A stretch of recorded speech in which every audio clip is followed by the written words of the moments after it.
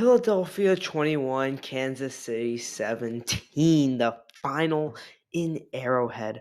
What a game this is. So impactful for things like power rankings, and we have a lot to get into for this game. So let's just dive right into the scoring by quarter. And if you look at it, it's really clear. You can really see the story of this game.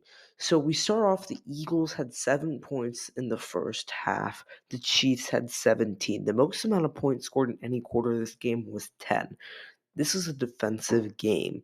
The Eagles, they were down 17 to 10 at halftime, but then their defense came out and blanked the Chiefs in the second half, which you might think is shocking, but the Chiefs have the lowest amount of points scored in the second half in the NFL. I believe it was like 5.8 points per game in the second half, which is the lowest of any team in the NFL.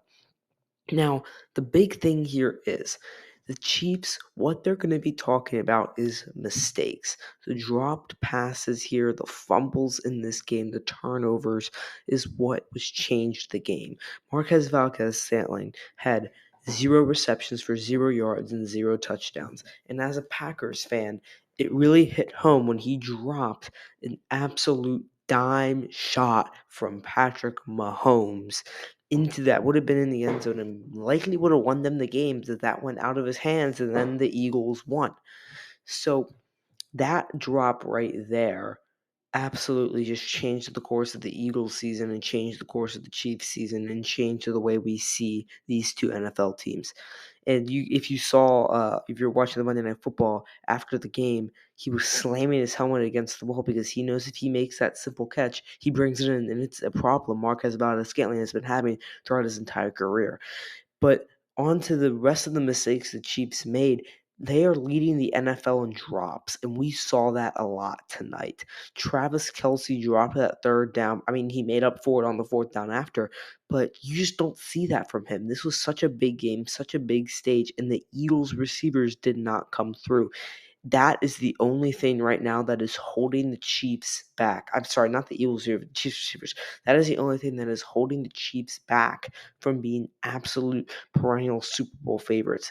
If they don't make those mistakes, they win this game. The fumble by Travis Kelce on what would have been a scoring drive would have meant that the Eagles had to drive down the field one extra time, which was seeming like that they were running out of steam. And I know they had a really long touchdown rush from Jalen Hurts there to get that 21, but it was really the Chiefs defense played super well throughout the entire game. They let up 3 touchdowns, one in the third, one in the fourth. But the story of this game is going to be those Chiefs mistakes, and what you're going to see on every single front of the article, all the articles, is going to be that drop from Marquez Valdes-Scantling. And um, this game really, I cannot stress enough how much this changes everything for both of these teams. And speaking of drops, let's go ahead and focus on something good. Devonta Smith, that catch he had, 41-yard reception down at the 1 yard line, which for the Eagles is a touchdown because of the tush push. But that grab, it was slightly underthrown by Hurts, but Devonta Smith adjusted for it. And that small adjustment is something that the Chiefs receivers just struggled to do. Um, we had whatever his name was, I can't even think of it. Number 84 on the Chiefs, who was just absolutely going crazy throughout that entire game. He was the leading receiver, and that just shows you this game. Um, Justin Watson, that was his name. Mahomes throws this ball deep. Justin Watson's running for it, but he just doesn't know how to adjust to catch the ball. He started going towards midfield when it was going to the sideline on a streak. He just didn't know how to adjust the ball, and that's what happens when you have these underdeveloped receivers who maybe they just aren't there yet. That's the thing. That's what made this team so dangerous was Tyreek Hill, is that you had Travis Kelce, who would always be good for 15 or 20 yards and somehow was open, and then you had Tyreek Hill going down the field 40 yards on a streak route. That is what made this team so dangerous, and they are losing that. We saw today what happens when their weapons don't come through, and their weapons didn't come through, and it really cost them the game. Now, This one game obviously was a little more than just one game. This affects the playoff pictures in massive ways, starting with the AFC, which are where I think has the biggest effect. The Ravens now have the number one seed. They control their destiny. And the Ravens' schedule, I mean, it isn't light, but other than the Jags and Niners, they have all winnable games. Miami's tough, but I think they win that. If the Ravens are now in control of their own destiny. And if they can win out, they can get the number one seed. I don't think they need to win out because if the Chiefs play like they just did, I think they're going to lose games. The Chiefs could really be finishing 12-5 here. I mean, the Chiefs' schedule isn't difficult, but the Packers, if they can get something rolling, the Packers are going to be playing for their lives, and a desperate team is very different. They have a divisional game against the Raiders still yet to play, and the Chargers in Week 17, and the Chargers could be playing for their lives too. So the Chiefs' schedule isn't difficult, but it's not something where you can guarantee 14-3 they win out. So the Chiefs at 7-3 are going to be in the 2 seed. The Jaguars and Dolphins are sneaking up. With this, we have 4 7-3 teams in the AFC. That is a lot of 7-3 teams. You have the Bills at 6-5 trying to find their way in. The Texans and Steelers at 6-4 rounding out the wild card teams.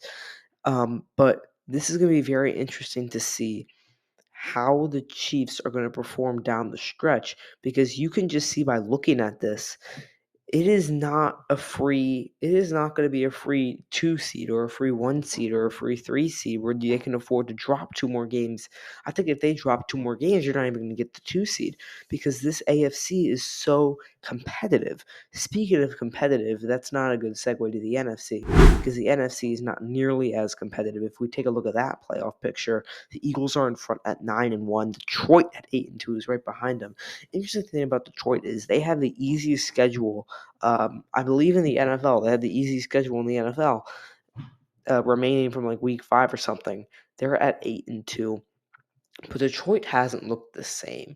Well, we're not here to talk about Detroit, though. The Eagles are in control of their own destiny. Their schedule, I mean, they've obviously, just because of the division they're in, they have Dallas again, and that's not going to be a free win. And the Eagles have other tough games, too, but the Eagles could go 16-1, and I think they're a real threat to go 16-1. I think after this game, the Eagles are undisputedly the best team in the NFC, best team in the NFL as well. But just taking a look at this playoff picture, the Saints rounding out um, the division leaders at 5-5. There are 6 teams in this conference with winning records. 6 out of 16. I don't know if you know, but that's low. It's usually a lot higher than that. The Packers at 4-6. 4-6 are the 8th seed. That is wild. There's 4-6 teams: Packers, Rams, Falcons, and Buccaneers.